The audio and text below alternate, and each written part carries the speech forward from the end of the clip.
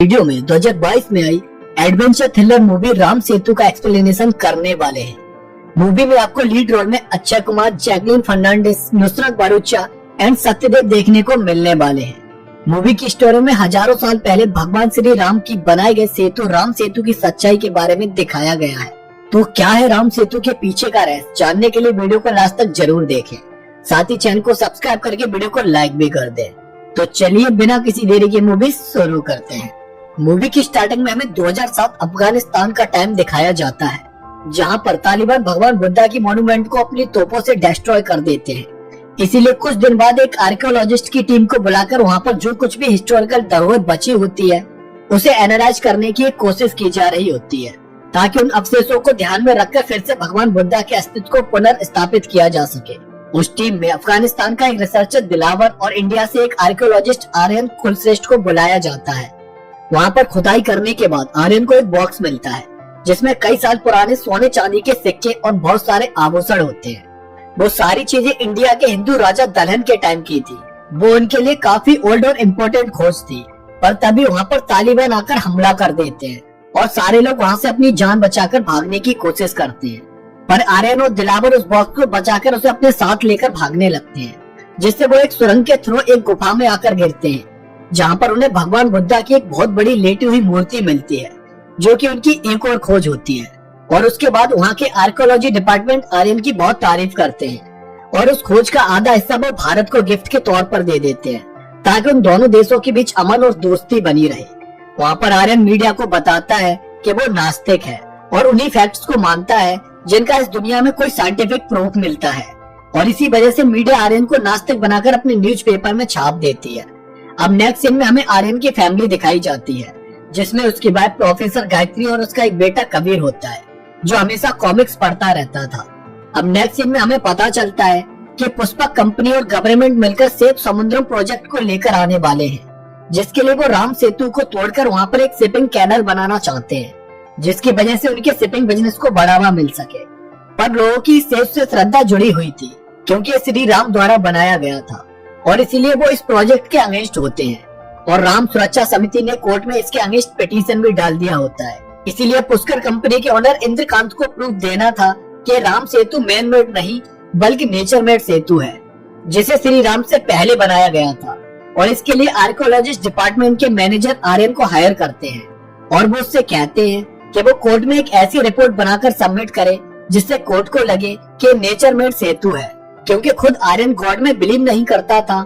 इसीलिए उसे श्री राम में भी बिलीव नहीं था, और उसे भी लगता था कि सेतु श्री राम के टाइम से बहुत पहले का है, और इसीलिए वो अपनी एक रिपोर्ट रेडी कर लेता है, जिसकी वजह से उसकी बात गायत्री उसे इस रिपोर्ट को कोर्ट में सबमिट करने से रोकती है, क्योंकि इससे श्री राम के अस्तित्व पर भी कई सारे सवाल खड़े हो जाते और लोगों की आस्था को भी ठेस पहुँचती, क्योंकि राम सेतु श्री राम के अस्तित्व और उनकी पहचान का एक सिंबल था। पर आर्यन उसकी कोई भी बात नहीं सुनता है और अपनी रिपोर्ट को कोर्ट में सबमिट कर देता है। साथ ही आर्यन उसमें ये भी मेंशन कर देता है कि रामायण सिर्फ एक काल्पनिक महाकाव्य है, जिसकी वजह से अब लोग सड़कों पर उतरकर इसका विरोध करने लगते हैं, क्योंकि इसकी वजह से उनकी आस्था पर भी कई सारे सवाल उठ चुके थे। और उसी के प्रेशर में कोर्ट कुछ साइंटिफिक प्रूफ लाने के लिए कहती है, जिससे प्रूफ हो सके कि राम सेतु मैन मेड नहीं बल्कि नेचर मेड सेतु है। दूसरी तरफ आर्यन के द्वारा रामायण को एक काल्पनिक महाकाव्य कहने की वजह से लोगों में बहुत गुस्सा होता है, और उसी की वजह से आर्कियोलॉजिस्ट डिपार्टमेंट से आर्यन को कुछ टाइम के लिए सस्पेंड कर दिया जाता है। पर कुछ दिन बाद उसके बॉस उसे इंद्रकांत से जाकर मिलवाते हैं, और वहाँ पर इंद्रकांत आर्यन को रामेश्वरम एक रिसर्च पर जाने के लिए कहते हैं, ताकि वो वहाँ पर जाकर राम सेतु से साइंटिफिक प्रूफ लेकर आ सके कि वो एक नेचर मेड सेतु है, जो कि श्री राम के पहले बनाया गया था। उस टाइम तो आर्यन इसके लिए मना कर देता है, क्योंकि वो अब और कंट्रोवर्सी में नहीं फंसना चाहता था। पर उसे पता ही नहीं था कि वो ऑलरेडी इस कंट्रोवर्सी का एक हिस्सा बन चुका है, क्योंकि उसने श्री राम की रामायण पर सवाल जो उठा दिए थे। और उसी की वजह से कबीर के स्कूल में उसका एक फ्रेंड उसे रावण बोलने लगता है, क्योंकि उसके डैड आर्यन श्री राम को मानते ही नहीं थे। और ये बात सुनकर कबीर उस लड़के को पीट देता है, जिसकी वजह से प्रिंसिपल आर्यन को स्कूल बुलाती है। और उसी बीच कुछ लोग आर्यन को जबरदस्ती पकड़कर उसका फेस काला कर देते हैं, क्योंकि लोग उसके द्वारा दी गई बातों से बहुत गुस्से में थे। स्कूल में भी प्रिंसिपल आर्यन पर कबीर के द्वारा किए गए बिहेवियर पर गुस्सा करती है, जिसकी वजह से अब आर्यन सोच लेता है कि वो रामेश्वरम जाकर राम सेतु की सच्चाई को बाहर लेकर आएगा और इससे वो ये भी प्रूव कर पाएगा कि रामायण एक काल्पनिक महाकाव्य है या फिर रियलिटी है। पर यह बात सुनकर गायत्री परेशान हो जाती है, क्योंकि इसके बाद वो लोग और ज्यादा कंट्रोवर्सी में फंसने वाले थे। इसीलिए वो आर्यन को छोड़कर अपने घर चली जाती है और next day Aryan Rameswaram Indian Ocean में पहुंच जाता है, जहाँ पर राम सेतु बनाया गया था। पर इस टाइम वो उस सी के अंदर डूब चुका था। वहाँ पर उसकी मुलाकात वहाँ के प्रोजेक्ट हेड बाली से होती है और बाली आर्यन को अपनी शिप में लैब के अंदर लेकर आता है, जहाँ पर उनके पास रिसर्च के लिए हर तरह के इंस्ट्रूमेंट और मशीनें थी। वहाँ पर बाली आर्यन को डॉक्टर चंद्रा, डॉक्टर गैब्रिएली और डॉक्टर सेंड्रा से मिलवाता है, जो कि उसके साथ इस प्रोजेक्ट पर काम करने वाले थे। साथ ही आर्यन के कहने पर उसे एक सूट भी प्रोवाइड कराया जाता है, जिससे वो बिना किसी परेशानी के अंडर वाटर में जा सकता था और वहाँ पर जितना चाहे उतनी देर रुक सकता था। उस सूट में उन्होंने कई सारे फीचर्स ऐड किए थे। बाली अपनी रिसर्च को करने से पहले आर्यन से कहता है कि सी के अंदर वो श्रीलंकन एरिया में एंटर नहीं करे, क्योंकि वहाँ पर इस टाइम पर रेबेल्स और श्रीलंकन आर्मी के बीच सिविल वार छिड़ चुका है, तो उसे अपनी रिसर्च इंडियन टेरिटरी के अंदर रहकर ही करनी होगी। उसके बाद आर्यन को बताया जाता है कि इस टाइम पर राम सेतु सी के अंदर करीब 6 फीट नीचे डूबा हुआ है और उन्होंने इसके बारे में सोनार रे से एक 3D होलोग्राम भी रेडी किया है। अब उन्हें राम सेतु की एज का पता लगाने के लिए उसके सैंपल को टेस्ट करना जरूरी था। वहाँ पर आर्यन बताता है कि वाल्मीकि जी ने रामायण में श्री राम के साथ की घटनाओं के साथ कुछ नक्षत्रों के बारे में भी बताया है, जिनकी स्टडी करने के बाद पता चला है कि श्री राम लगभग 7000 साल पहले हुआ करते थे। इसका मतलब अब उन्हें पता लगाना था कि राम सेतु 7000 साल पुराना है या उससे भी पहले का है, जिसके लिए आर्यन नेक्स्ट डे अपने सूट के साथ सी के अंदर एंटर कर जाता है, जहाँ से वो उस डूबे हुए राम सेतु के स्ट्रक्चर में से कुछ सैंपल्स लेकर आता है, जिनकी कार्बन डेटिंग करने के बाद डॉक्टर चंद्रा बताते हैं कि उस सैंपल में जो फॉसिल्स मिले थे उनकी एज लगभग 18 साल पुरानी थी। इससे प्रूव होता है कि राम सेतु भी 18,000 साल पुराना है। पर इस बात से पूरी तरह से आर्यन एग्री नहीं करता था, क्योंकि ये सैंपल सिर्फ राम सेतु की ऊपरी हिस्से से लिए गए थे। इसीलिए आर्यन चाहता था कि उसे राम सेतु में लगे फ्लोटिंग रॉक से यानी कि तैरने वाले पत्थर जिससे कि राम सेतु का निर्माण हुआ था उनको भी स्टडी करना होगा, तभी उन्हें राम सेतु की रियल एज के बारे में पता चल पाएगा। अब उन्हें इसके लिए श्रीलंका बॉर्डर के पास वाली जगह पर जाकर उस राम सेतु को तोड़कर उसमें से फ्लोटिंग रॉक्स को निकालना था, जो कि इतना इजी काम तो नहीं था।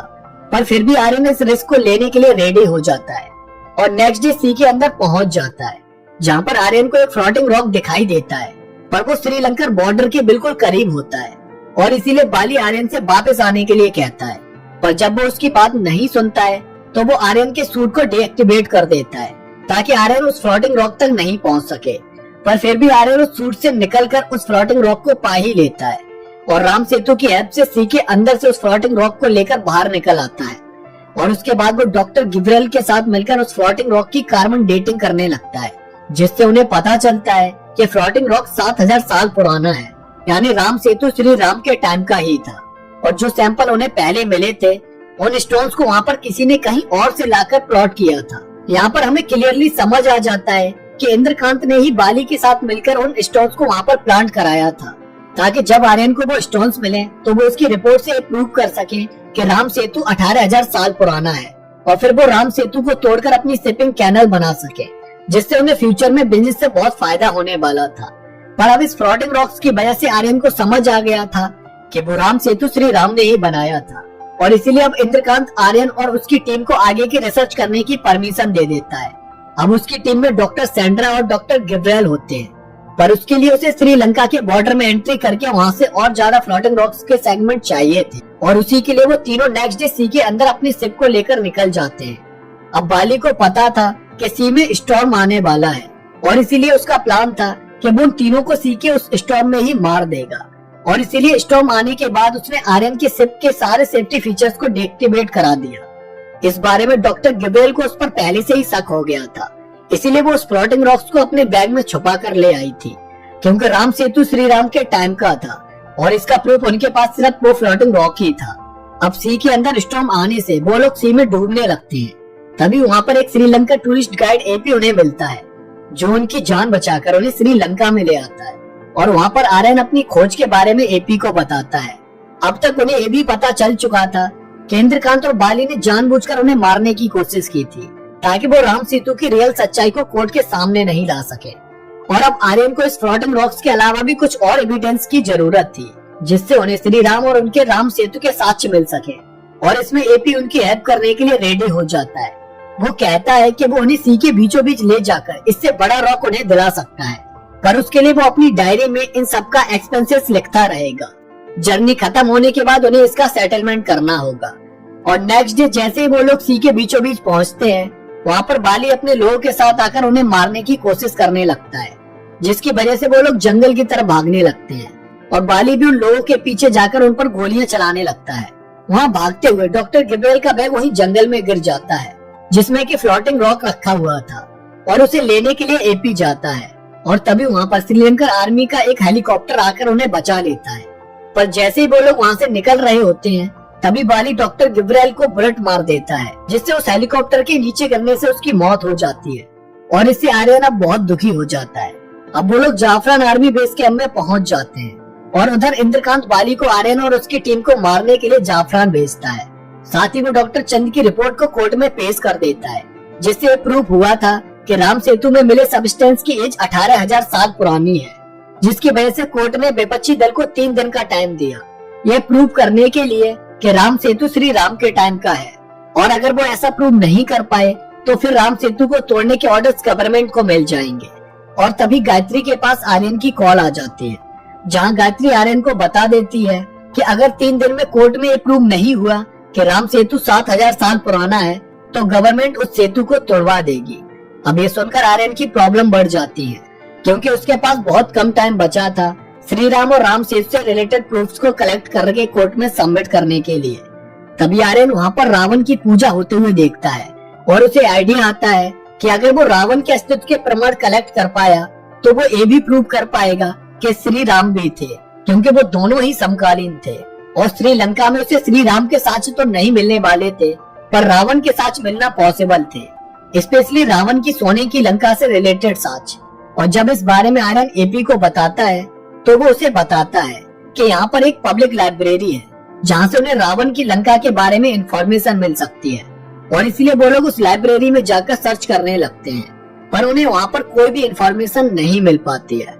तभी एपी वहाँ के रिसेप्शनिस्ट से एक पर्सन का एड्रेस ले लेता है, जिसके पास एक बहुत पुरानी धरोहर थी, जिसमें ताम्रपत्र पर रावण की लंका के बारे में जिक्र था।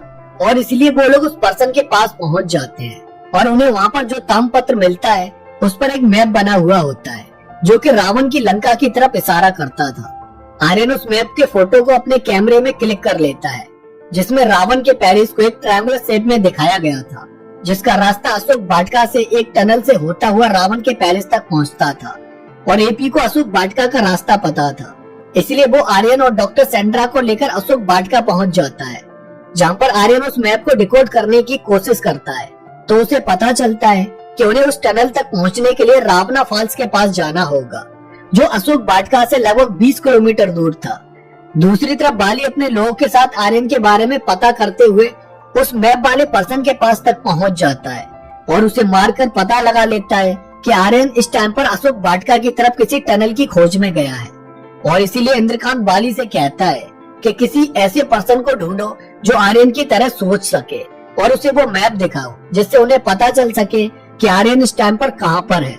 उधर आर्यन उस टनल को पानी के अंदर ढूंढ लेता है, और फिर वो उसके थ्रू एक गुफा में पहुंच जाता है, जहां पर उसे वहां की दीवारों में एक स्क्रिप्ट इनक्रिप्टेड मिलती है, जो वहां की बहुत प्राचीन लिपि हैला में लिखी हुई थी।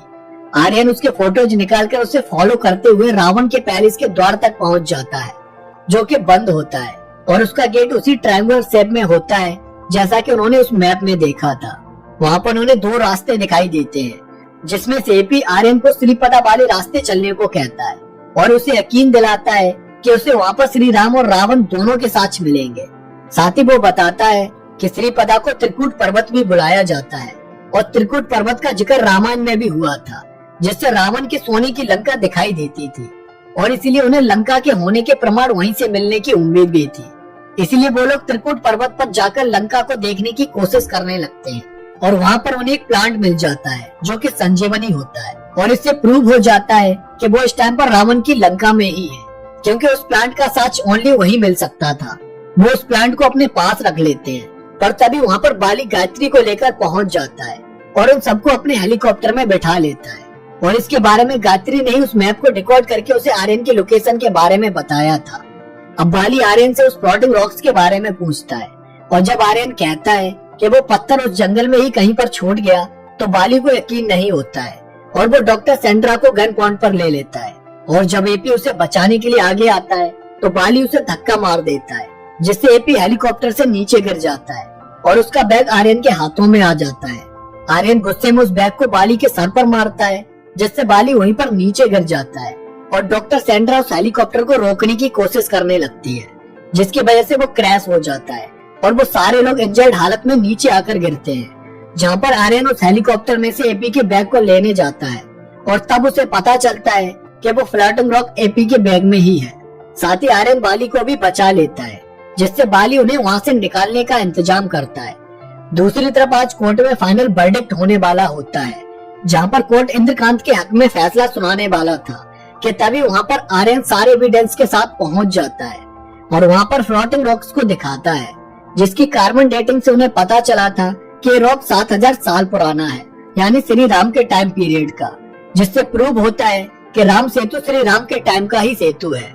साथ ही आर्यन श्रीलंका में मिले रावण के पैलेस के साक्ष्य और संजीवनी प्लांट को भी दिखाता है और प्रूव करता है कि जब लंका में रावण के होने के साक्ष्य मिल सकते हैं तो अयोध्या में श्री राम के होने की भी प्रमाण मिल सकते हैं। और उसे दुख होता है कि श्री राम के अस्तित्व के बारे में उसे साक्ष्य देने पड़ रहे हैं। साथ ही आर्यन ये भी प्रूव करता है कि अंग्रेजों के आने के बाद उन्होंने राम सेतु के नाम को बदलकर एडम ब्रिज कर दिया था जिससे आने वाले टाइम में श्री राम की हिस्ट्री को धूमिल किया जा सके और लोगों को सिर्फ उनका ही योगदान याद रह सके। साथ ही वो कहता है कि जैसे ताजमहल को बचाने के लिए कई फैक्ट्रीज बंद करने से देश के विकास पर कोई फर्क नहीं पड़ा, वैसे ही राम सेतु से देश के डेवलपमेंट पर कोई फर्क नहीं पड़ेगा, पर लोगों की श्रद्धा, विश्वास और श्री राम के अस्तित्व पर बहुत फर्क पड़ेगा। क्योंकि श्री राम के हजारों मंदिर मिल सकते हैं पर सेतु एक ही है और वो है राम सेतु। श्री राम की पहचान और उनके अस्तित्व का प्रमाण है ये राम सेतु। इसीलिए अगर इसे तोड़ा गया तो हजारों साल पुरानी धरोहर और विश्वास को भी ठेस पहुंचेगी। और इन सारे एविडेंस और आर्यन को सुनने के बाद कोर्ट डिसाइड करती है कि अगर किसी को श्री राम के अस्तित्व पर सवाल उठाने हैं तो उन्हें पहले श्री राम के नहीं होने के प्रूफ कोर्ट में पेश करने होंगे। और इसीलिए जब तक वो ऐसा नहीं करते हैं तब तक कोर्ट राम सेतु को तोड़ने की परमिशन गवर्नमेंट को नहीं दे सकती है। और इस वर्डिक्ट के बाद सारे लोगों में खुशी की एक लहर दौड़ पड़ती है क्योंकि उनकी श्रद्धा और विश्वास की जीत हुई थी। मूवी के लास्ट सीन में आर्यन एपी के बारे में सोच रहा होता है जिसने अपना नाम अंजनी पुष्प कुमारन बताया था और वो हनुमान की तरह से राम के अस्तित्व को ढूंढने में हेल्प करने के लिए आर्यन के पास आया था। और जब उसकी जर्नी पूरी हो गई थी तो वो वहाँ से एकदम से गायब हो गया था। इसीलिए हर कदम पर उसने आर्यन की हेल्प की थी और उसे सही रास्ता दिखाया था। अब ये सब सोचने के बाद आर्यन एपी की डायरी खोलकर देखता है जिसमें उसने अब तक की जर्नी का सारा हिसाब लिखा था और उसे देखकर आर्यन शॉक हो जाता है क्योंकि उसमें कोई भी हिसाब नहीं लिखा हुआ था बल्कि हर पेज पर जय श्री राम लिखा हुआ था। और इसी के साथ इस मूवी की भी एंडिंग हो जाती है। तो गर्व से बोलो जय श्री राम। तो दोस्तों आपको ये मूवी कैसी लगी कमेंट करके जरूर बताना।